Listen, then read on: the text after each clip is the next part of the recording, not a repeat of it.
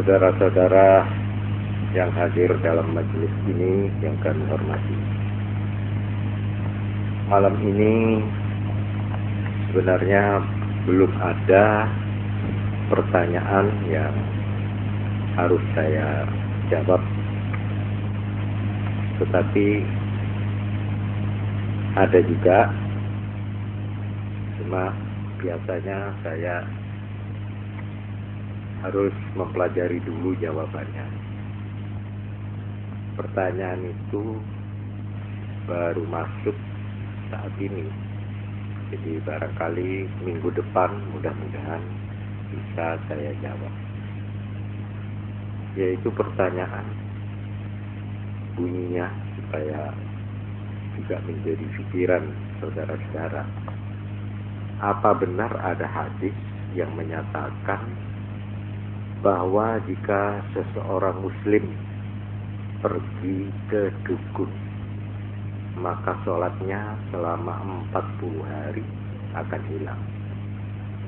Yang dimaksud dukun di sini bukan dukun pijat, bukan dunia, bukan dukun pijat. Misalnya menanyakan soal nasib, masalah mengenai jabatan, kedudukan, kekayaan, kecurian, mencari jodoh, perkawinan, ingin lulus ujian, dan lain-lain. Ini saya anggap pertanyaan harus dijawab dengan hati-hati. Artinya saya ingin berusaha untuk memperoleh jawabannya dengan dasar dan pegangan yang jelas. Oleh karena itu saya malam ini tidak langsung menjawab pertanyaan ini. Tetapi adanya pertanyaan ini menimbulkan inspirasi, menimbulkan gagasan atau ide untuk bahan pengajian malam ini. Juga sebagai kelanjutan keterangan saya pada minggu yang lalu mengenai yang saya sebut sam'iyat,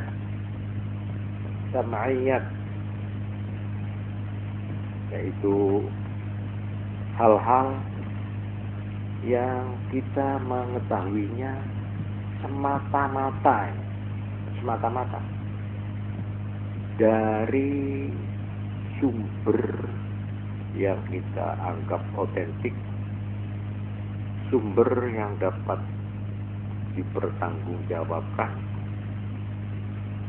yaitu sumber dari Allah, dari Tuhan sendiri lewat Quran, dan sumber dari Rasulullah Sallallahu Alaihi Wasallam lewat hadis-hadisnya yang sahih atau yang baik.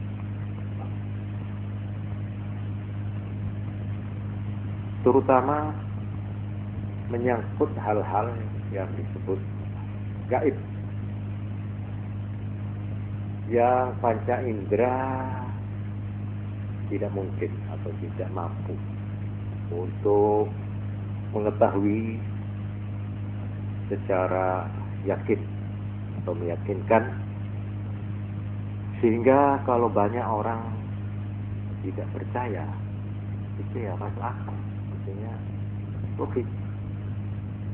Kalau ada orang yang karena hal ini tidak bisa dilakukan penyelidikan, penelitian, riset ilmiah secara akal, tidak bisa. Juga dengan menggunakan alat-alat yang paling modern pun tidak bisa.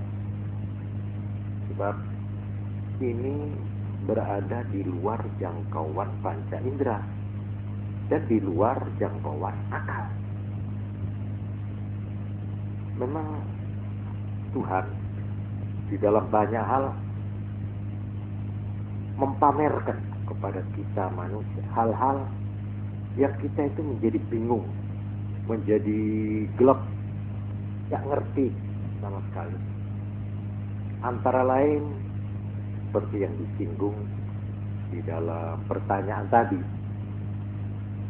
tentang nasib kita bagaimana, jodoh, kedudukan, dan sebagainya.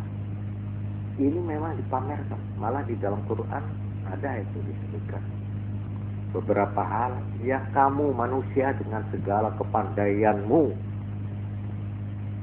dengan segala alat teknikmu tidak mampu mengetahui hal-hal ini. Nah, hal-hal ini banyak diterangkan di dalam Al-Quran. Nah, disinilah yang saya katakan minggu lalu, sam'aiyat, inna sam'a wal basara wal fu'ada kullu ulaika kana anhu mas'ula. Sam'aiyat artinya berdasar pendengaran. Nah, soalnya kita percaya atau tidak? Nah, ini soalnya lalu di sini bukan soal penyelidikan, bukan soal pembuktian, bukan soal yang bisa dinyatakan, diyakinkan secara akal dan panca indera. Tapi soalnya lalu soal iman. Nah, inilah iman ini. Soal kepercayaan. Percaya atau tidak. Di dalam soal percaya, di sini kita banyak menghadapi macam-macam cara yang telah kita kenal, atau yang pernah dikenal oleh manusia, atau yang dikenalkan oleh manusia, yang pokoknya berpangkal pada hal-hal yang disebut irrasional, yang tidak bisa dirasionalkan.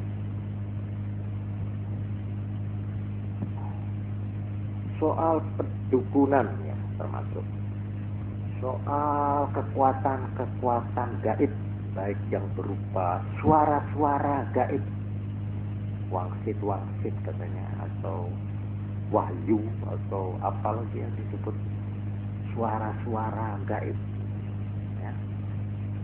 Tapi ada lagi manusia yang apa itu, dipengaruhi oleh hal-hal yang ya pokoknya manusia yang ingin menyebut dirinya manusia praktis, manusia yang tidak mau diombang-ambingkan oleh macam-macam itu. Dia mengatakan, itu semua halusinasi orang, itu hanya imajinasinya orang, itu hanya khayalan saja. Ada yang gitu, yang sama sekali tidak mau percaya hal-hal yang aneh-aneh, yang gaib-gaib. Ada orang yang begitu tuh, ada sikapnya tuh. Tidak percaya ada genderuwo apa itu hanya perasaan. Itu dipengaruhi oleh kondisi jiwa seseorang dan sebagainya. Lalu kita sendiri sebagai orang yang beragama Islam, lalu bagaimana pendirian atau sikap kita itu, bagaimana yang sebaiknya? Nah, inilah yang saya katakan, memang kita harus dalam hal ini harus punya pegangan. Sebab begini, kadang-kadang tidak usah orang Islam, orang yang tidak Islam pun kadang-kadang ada hal-hal yang gaib-gaib. Umpamanya ini pengobatan yang aneh-aneh, itu banyak. Malah kadang-kadang kita dengar ada demonstrasi di alun-alun oleh seorang kepala agama atau pemuka agama ya, dari macam-macam agama itu. Ada orang yang katanya sudah cimpi, sudah lumpuh, diusap saja beres. Ada lagi yang, nah inilah, ini yang saya ingin minta pelajaran kita, bahwa manusia ini mempunyai keajaiban, mempunyai satu perbendaharaan, mempunyai kekayaan yang tidak ternilai harganya. yang kadang-kadang, bukan kadang-kadang, kebanyakan kita tidak mau merawatnya, memeliharanya, sehingga terlantar. Tetapi ada sebagian dari orang-orang yang memperhatikan dan mempelajari rahasianya, sehingga mereka itu bisa menemukan penemuan-penemuan di dalam bidang ini. Ada yang disebut telepati,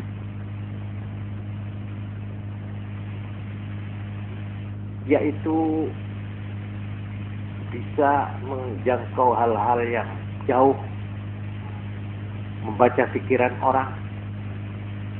Ada lagi yang disebut hipnotisme, bagaimana mempengaruhi orang sehingga orang itu tunduk pada kemauan kita. Ada lagi yang melakukan latihan-latihan yang sampai-sampai menyiksa badan jasmani, sehingga orang ini sudah tidak merasa apa-apa, tidak merasa sakit, tidak merasa lapar, tidak merasa haus, demi untuk memelihara perbendaharaan yang saya katakan kekayaan yang tidak ternilai di dalam tiap-tiap tubuh manusia, yaitu kekayaan dan perbendaharaan rohani, roh. Manusia ini tanpa membedakan agamanya, tanpa membedakan alirannya, tanpa membedakan pendidikannya, semua laki perempuan punya ini, mempunyai kekayaan yang tidak ternilai. Saudara akui atau tidak, saudara membantah atau tidak, kekayaan ini ada pada saudara. Cuma soalnya apakah saudara pelihara apa enggak, dirawat apa enggak, di situ saja soalnya. Merawatnya ini orang banyak sedang melakukan macam-macam eksperimen, macam-macam percobaan, testing, training, latihan, yang semuanya maksudnya ingin menggali kekuatan dari alam rohani, atau kekuatan jiwa atau roh manusia. Beliau sampai mengatakan, cobalah perhatikan, manusia ini andai kata dia tidak pernah mengalami mimpi, barangkali dia selama-lamanya tidak akan mempercayai hal-hal yang gaib. Andai kata dia tidak pernah mimpi. Bagaimanapun materialisnya seseorang, bagaimanapun kami akalannya manusia, kami intelektualismenya manusia, dia tidak bisa membantah hal-hal yang dia alami dalam mimpi, yang kadang-kadang mimpi itu betul. Hal-hal yang tidak terpikir sama sekali. Dia menampak hal-hal yang edi-edi, yang indah-indah. Ini saya kira bukan monopoli orang Islam. Semua manusia pernah mengalami mimpi. Dan tidak mesti mimpi itu jelek. Memang mimpi ada yang mimpi karena permainan tidur, ada. Mimpi karena pengaruh makanan juga ada. Ada mimpi karena hatinya sedih, ada. Tapi ada lagi mimpi yang betul-betul luar biasa ini. Kondisi badan cukup sehat, baik. Tidak ada hal-hal yang mempengaruhi, yang entah kesedihan, entah kegembiraan. Dia mimpi. Dan mimpinya itu betul-betul menimbulkan teka-teki. Di dalam Al-Quranul Karim disebut seorang nabi, seorang yang diangkat jadi rasul, dia khusus diberi kepandaian untuk menguraikan soal-soal mimpi. Ini nabinya namanya Nabi Yusuf. Nabi Yusuf itu memang diberi ilmu oleh Tuhan. untuk menguraikan, untuk menjabarkan mimpi-mimpi. Malah di dalam surat Yusuf diterangkan bagaimana raja waktu itu, raja Mesir, raja Egypt ya, itu mimpi. Dia orang kafir, mimpi. Malah ada pegawainya dua mimpi. Ini tukang kebunnya dan tukang pelayan itu dari raja mimpi. Terus kebetulan orang dua ini dihukum di penjara. Sedang Nabi Yusuf juga di penjara. Ketemu, akhirnya tanya sama Nabi Yusuf, ya apa ini, saya mimpi begini. Terus spontan dijawab, kamu nanti, karena dia nyuwun katanya nyuwun makanan, terus ada burung dari atas lalu memakan makanan yang disuwun itu. Wah, kamu akan mati digantung. Hah? Yang satu, kamu tidak selamat. Terbukti belum lama, betul yang satu jadi hukum bunuh. Para orang, wah, Nabi Yusuf ditahan nih, orang tahanan ini, ya. Nah ini, akhirnya rajanya sendiri mimpi. Nah ini orang yang tadi dihukum, yang diselamatkan, yang selamat tadi itu, yang mimpi terus selamat.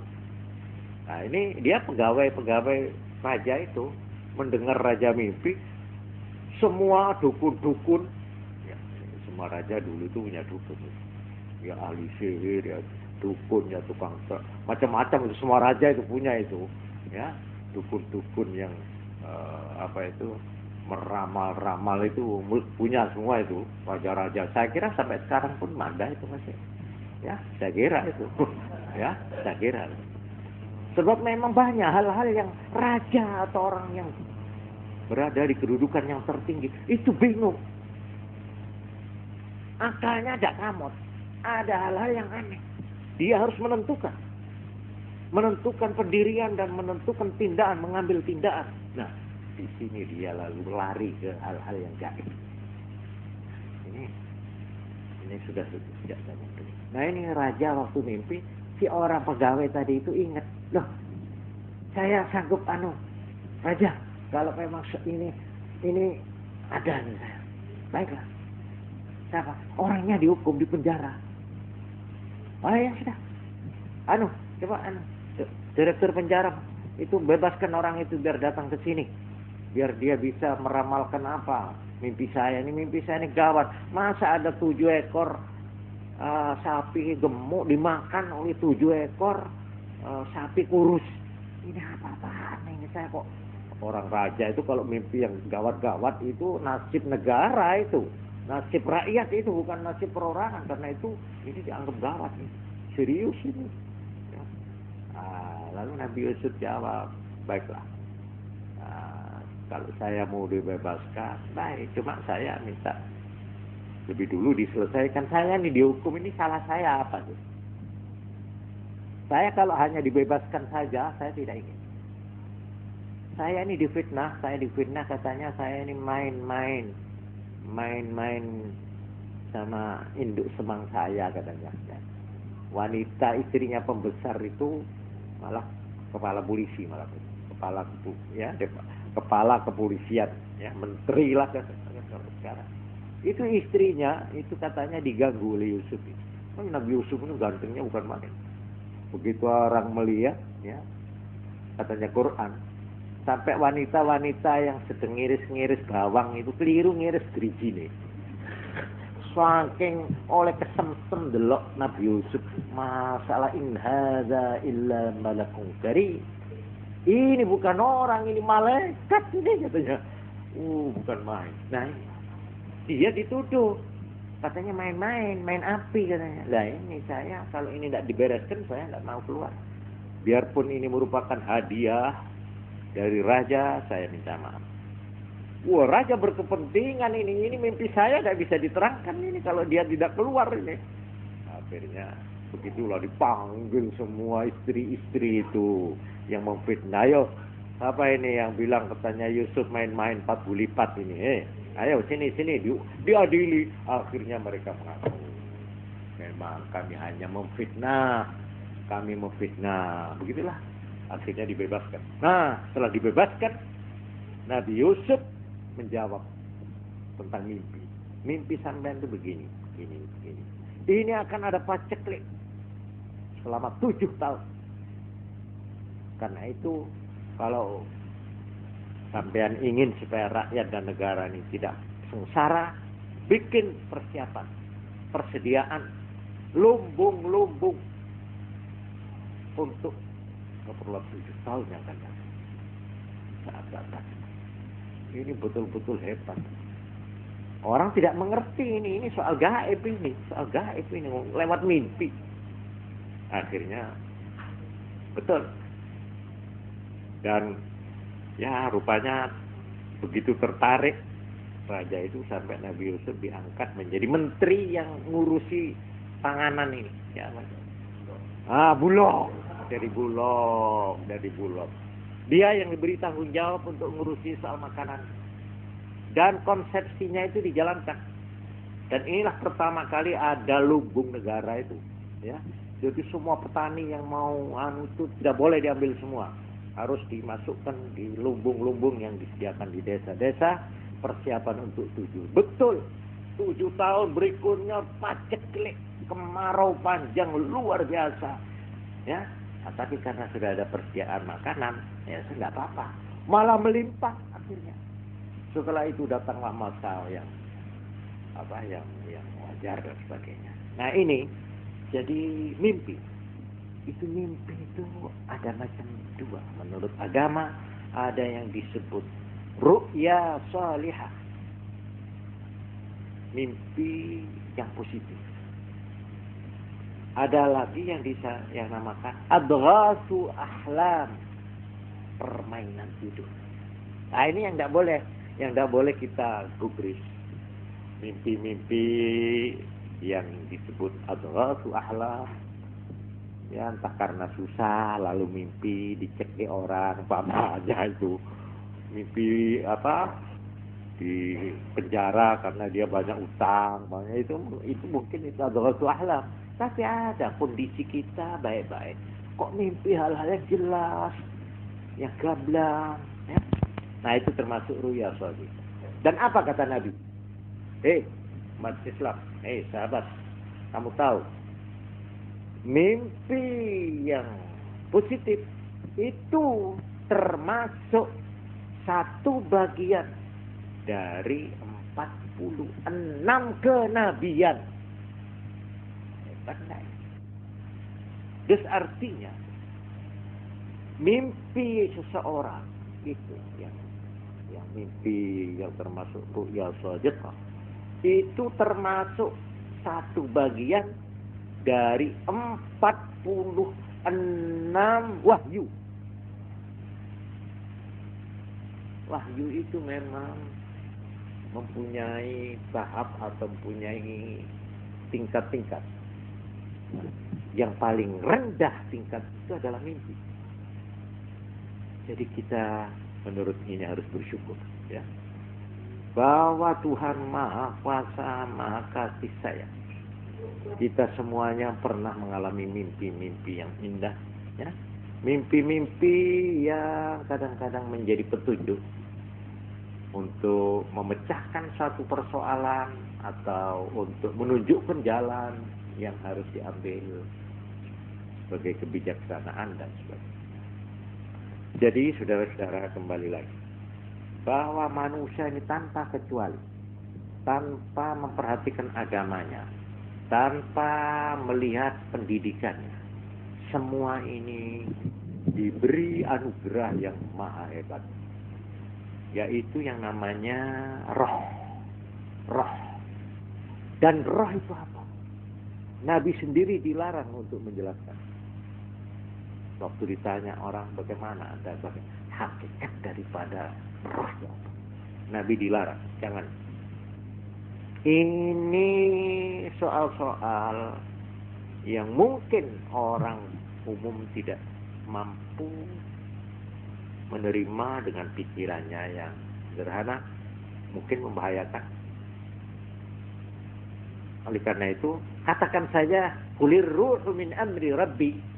Jawab Muhammad bahwa roh itu adalah soal Tuhan, wewenang Tuhan. Titik. Wa ma utitu minal ilmi illa qalila. Apa yang kamu ketahui tentang roh ini secuil kecil saja. Memang ada orang yang dibuka oleh Tuhan. Dia mengetahui tentang gejala-gejala roh, pengaruh mau refleksi daripada roh, atau apa-apa yang bersifat gaib roh itu ada diberi. Ada orang kadang-kadang diem-diem itu terus melihat.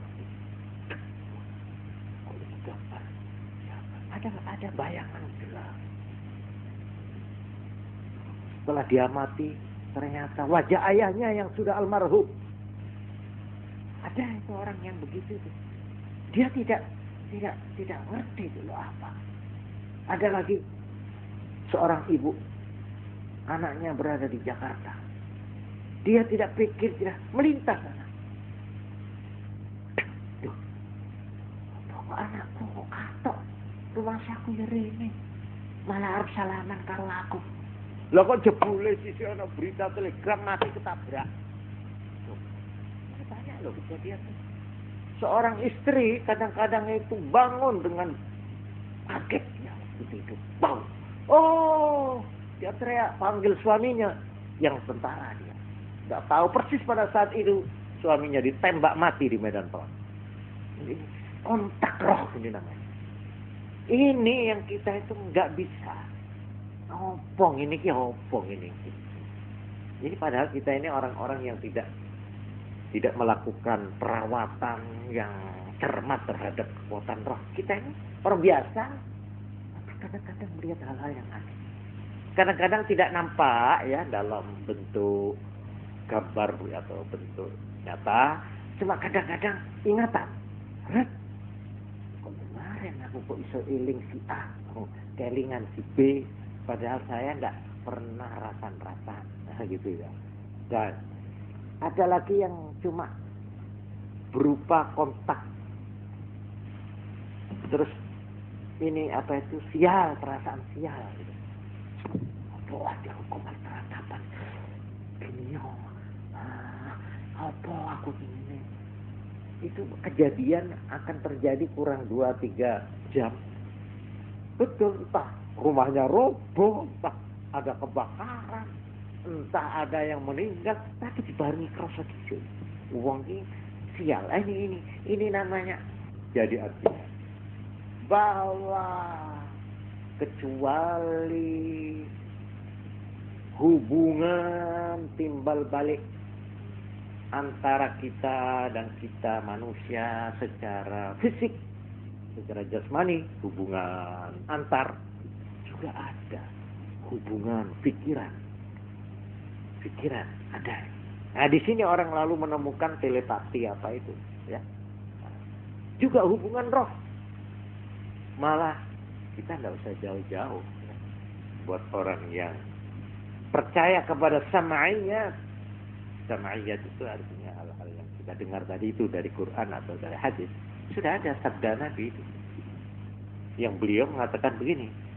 Al-arwahu junudun mujannadah. Roh itu merupakan pasangan-pasangan. Pasangan-pasangan. Fa'idza samakhtalafa minna tanafarat. Saya lupa persisnya. Yang memang berlainan mutu unsurnya atau berlainan ya kalau secara barang itu bahan bakunya kalau memang berlainan ya tidak bisa kumpul, berpisah. Tapi kalau memang sudah cocok pasangan itu, bagaimanapun dia ikhtalafat. Fama tawafaqa minha ikhtalafat. Al-arwahu junudun mujannadah. Fama ikhtalafa minha tanafarat. Wa ma tawafaqa minha ikhtalafat. Yang cocok melekat. Yang kita tidak atur dan tidak kita sengaja itu. Terus ada kontak. Ya umpamanya antara, coba ini ingat-ingat saja ibu-ibu yang hadir di sini ya. Apa sampean pernah mengalami hal-hal yang aneh yang ada hubungannya dengan suami sampean sekarang? Nah, pertama kali waktu kontak itu ada apa? Coba ingat-ingat itu dalam riwayat sampean masing-masing. Ada itu hal-hal yang bersifat gaib. Ya saya itu, ya itu sama Mas itu dulu. Ya, coba ingat-ingat itu. Kok sampai kenal itu bagaimana? Coba. Kenal kan terus, terus sampai sekarang punya anak 10 tak likur. Ya. Ini asal usulnya ki piye iki? Ngature ki piye? Ini ada hal-hal yang kata kita yang tidak ngerti tufalah. Kebetulan. Sebenarnya tidak ada kebetulan di dunia. Semua direncanakan oleh Tuhan. Tidak ada barang yang bergerak, tidak ada barang yang diam, tidak ada yang bertemu, tidak ada yang berpisah, kecuali semua dengan takdir Tuhan. Tuhan telah menetapkan polanya sudah ada. Ya. Nah, dengan macam-macam hukumnya. Ada yang disebut hukum alam. Ada yang namanya hukum alam gaib. Ada lagi hukum arwah. Hukum. Hukum itu jangan dikira hukum alam tok loh ya. Sebab orang kalau kesemsem cuma lihat hukum alam tok. Ini menyala api panas, ditemok panas, terbakar. Itu hukum alam itu. Ya. Itu memang diajarkan itu. Memang harus kita tahu itu. Tapi ada lagi. Hukum-hukum di luar ini. Hukum yang namanya hukum alam gaib. Ada. Tidak boleh disamakan. Jin, setan, malaikat. Itu punya hukum sendiri. Yang hukumnya tidak sama dengan hukum kita di bumi ini. Tidak. Mereka tidak mengenal jarak jauh. Tidak ada kilo-kilo itu, tidak ada di sana itu. Tidak ada itu. Ukuran bobot, berat, yang kilo, tidak ada. Tidak ada. Itu bersifat khas. Bersifat. Sehingga malaikat itu dikatakan, itu seperti khas. Tergantung filmnya itu, tergantung ruangan. Kalau ruangan itu besar, ya membengkak. Ya seperti hawa ini, udara ini, ya tergantung ruangannya toh. Kalau gelas kecil, ruangannya kecil, hawa di sana yang mencium. Coba ini dibuka ini, terus lebar, ya menjadi membesar. Nah, itu hukum lain, enggak. Ini di alam kubur ada hukum sendiri, alam akhirat ada sendiri. Karena itulah seorang Nabi Muhammad sallallahu alaihi wasallam yang manusia biasa itu, beliau ini oleh Tuhan memang sudah diperlengkapi dengan kelengkapan yang betul-betul menyeluruh. Beliau sebagai satu-satunya manusia yang diambilkan oleh Tuhan sebagai nabi terakhir. Sudah itu tidak ada lagi. Beliau sebagai satu-satunya dan sebagai penutup. Sudah itu tidak ada lagi. Ini kecuali itu beliau menurut Al-Quran dinyatakan sebagai utusan yang menyeluruh. Bukan saja untuk bangsa Arab, bukan saja untuk bangsa manusia, tapi juga ditugaskan Rasul ini untuk menjadi Rasul Tuhan kepada jin, setan, dan malaikat.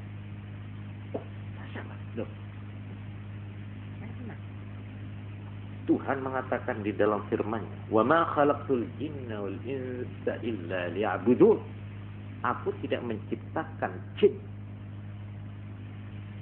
wal insa dan manusia illa liya'budun, kecuali untuk melakukan perintahku, mentaati aku, untuk ibadah kepadaku, menyembah kepadaku. Nah, bagaimana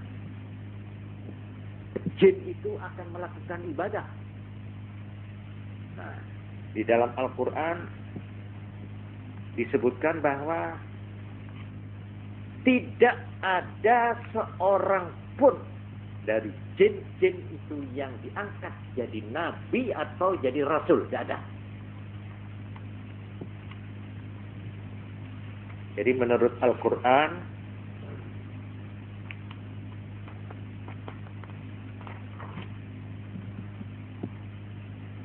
tidak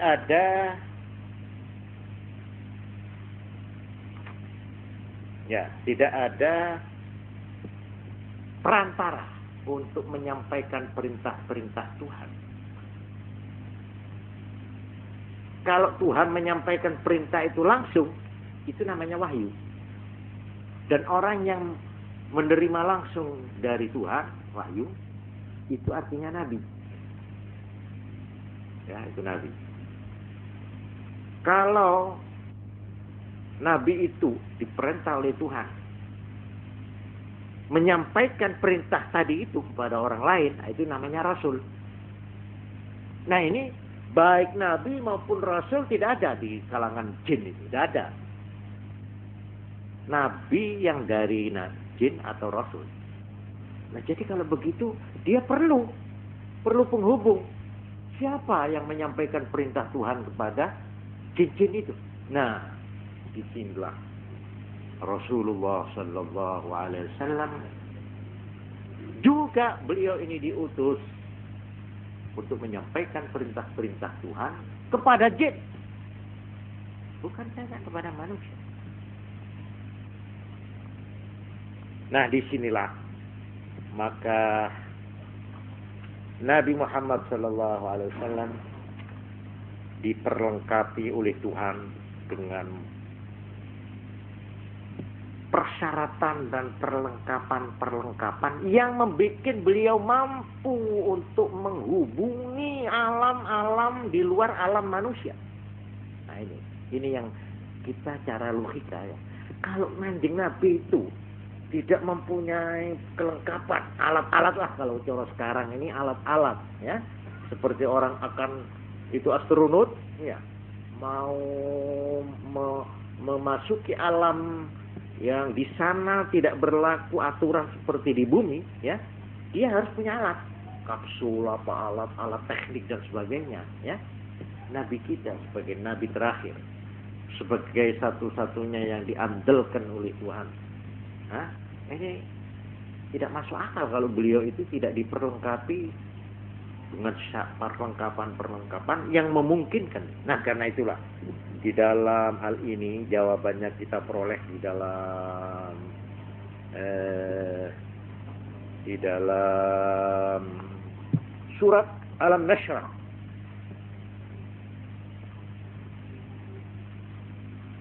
Di sini Tuhan menyatakan, Alam Nashrah laka sadrak wa wada'na anka wizraka alladhi anqadha dhahrak wa rafa'na laka dzikrak.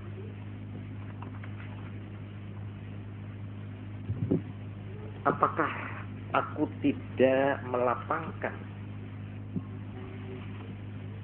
untuk keperluanmu, laka untuk kepentingan misimu, melapangkan sadrak dadamu,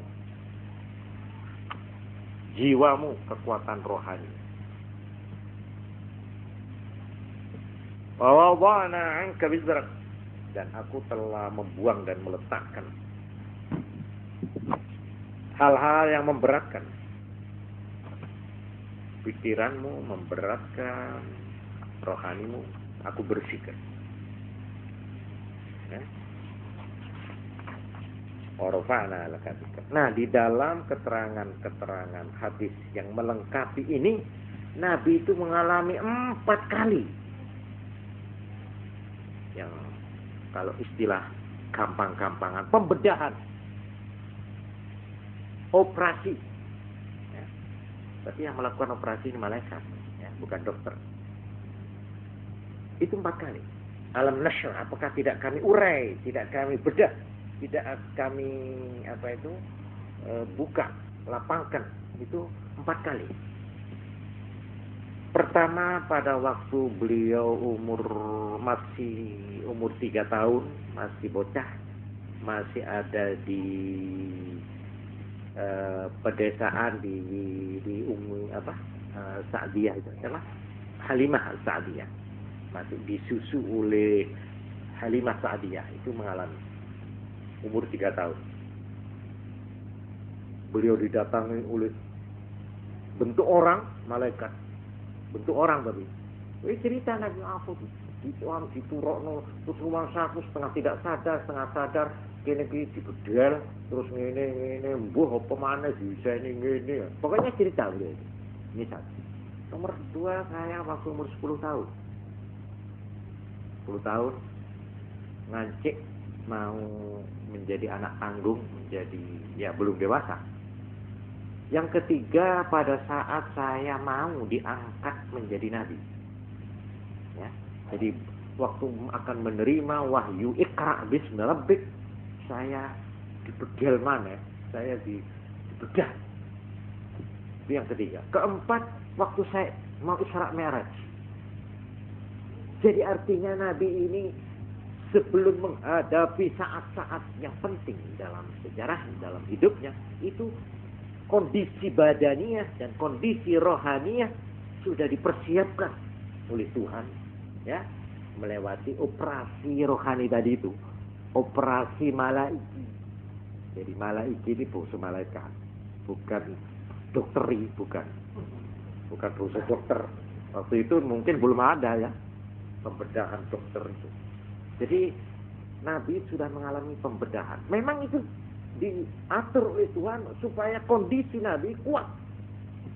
Masa kanak-kanak di mana dalam umur 3 tahun itu, anak itu, Masya Allah, Nabi itu sudah dipelihara mulai kecil. Anak kecil itu yang itu cuma insting naluri makan, minum, dolan, digerakkan, bukan pikiran. Dia belum punya pikiran waktu itu. Tapi ini lebih berbahaya ini kalau dibiarkan ini. Anak kecil ini kalau dibiarkan, dia itu instinktif, kerjanya itu didorong oleh ini apa? Ini tahu. Jadi nur saya mudo, tidak gitu mudo. Ya sama anaknya Halimah itu, ada anak teman bermain. Tahu-tahu ada orang berkelebat dari belakang itu. Itu sarungnya Kanjeng Nabi itu dipaksa suruh pakai. Jadi koper nganggo. Jadi Nabi itu mulai kecil tidak pernah mudo. Ya dilindungi. Jadi hal-hal yang mengurangi nilai itu sudah direksa mulai pagi-pagi, sudah mulai kecil. Nah, umur 10 juga begitu, umur yang sangat berbahaya ini. Umur 10 itu dia ke atas, itu umur apa namanya? Umur puber. Nah, itu kalau ndak awas itu. Anak 10 bagaimana anak saiki? Anak saiki bahaya loh umur 10. Sekarang ini anak-anak itu lekas dewasa. Baik yang pria maupun wanita, umur 10 iso maca saiki. Iya. Nah, ini perlu ada persiapan. Karena itu Nabi dioperasi lagi umur 10. Lalu yang mau menerima wahyu. Nah, sebelum menerima wahyu, mau menerima wahyu, beliau akan langsung berhadapan dengan pembawa wahyu yang namanya malaikat Jibril. Ini kalau kondisinya tidak kuat, ya. Kalau dia tidak diperlengkapi dengan kekuatan mental dan roh jasmani yang kuat, tidak bisa nanti, tidak mampu. Sampai dikerekep itu, ya. Dia apa itu gini, disekap oleh malaikat. Iqra. Mana Bukhari? Saya baca apa? Saya tidak bisa baca apa-apa ini. Apa yang harus saya baca? Aduh, protes gitu. Silepas. Protes lagi. Iqra. Mana Bukhari? Saya baca apa? Pokoknya 3 kali. Lalu Iqra bismi rabbik. Alladhi rabbikal ladzi khalaqal insana min 'alaq. Itu Quran yang pertama. Kanjeng Nabi itu karena ini betul-betul hubungan langsung, kontak langsung dengan kekuatan yang besar sekali, kekuatan gaib.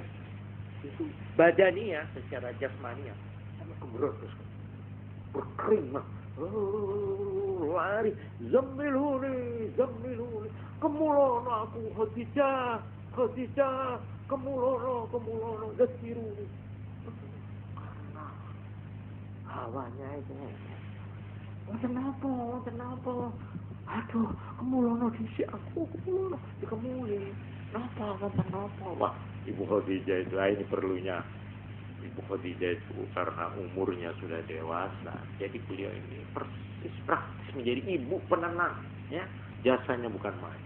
Nabi waktu kawin kan baru umur berapa itu? 25, ya 25, sedang Ibu Khadijah umur berapa? 40. Tapi ini ada hikmah yang tersirat itu. Apa? Memang Nabi itu seorang anak yatim. Dalam perut baru 2 bulan ayahnya meninggal. Baru lahir sekian ibunya meninggal. Dititipkan pada mbahnya meninggal. Pokoknya anak yang dirundung malang ini secara zahir. Anak yang membutuhkan pelindung. Anak yang membutuhkan kasih sayang ibu. Anak yang membutuhkan perlindungan seorang ayah. Maka semua itu diwakili oleh Khadijah. Khadijah inilah yang sekaligus istrinya, ya ibunya, ya bapaknya, ya semuanya, ya perawatnya, ya segala-galanya. Ketika Nabi baru menerima wahyu pertama, Ibu Aisyah, Mas mana ya kalau manggil itu, ya, tidak usah khawatir, Tuhan tidak usah khawatir, Tuhan ini orang baik-baik.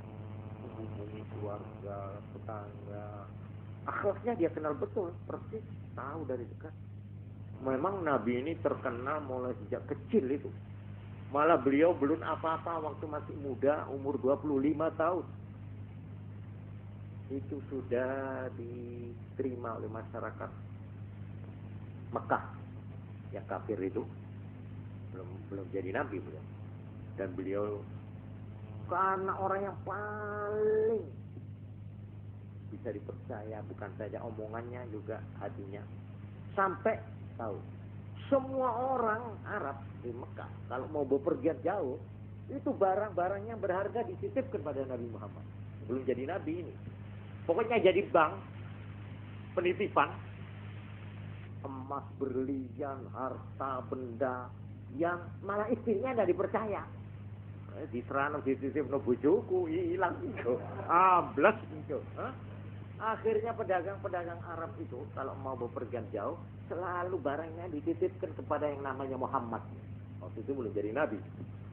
Dan memang terkenal sudah nama beliau. Belum harum namanya sebagai orang kepercayaan. Sehingga beliau mendapat gelar Al-Amin. Muhammad Al-Amin. Orang yang bisa dipercaya. Ini Kanjeng Nabi. Dari sudut moral, dari sudut akhlak, dari sudut mentalnya, ini sudah diakui sebagai anak yang baik. Sehingga orang yang belum dibuka hatinya oleh Allah untuk menerima Islam dan mengakui Nabi sebagai Rasul, ya, dia berkata, andai kata Muhammad itu memang diangkat jadi Rasul dan Nabi, itu logis. Itu tak, tapi dia belum percaya. Cuman memang Muhammad mulai bayi saya tahu, mulai kanak-kanak sampai anak tanggung sampai dewasa, sampai dia berdagang ke negeri Syria menjalankan hartanya Khadijah, janda yang kaya itu. Itu pedagang-pedagang di sana itu bukan saja laki-laki, wanita juga. Khadijah ini kaya raya itu. Dia kalau dagang itu semua banyak ini bakul-bakule, juragan beliau itu bakule kuat. Nah, setelah mendengar cerita bagaimana Muhammad ini menjadi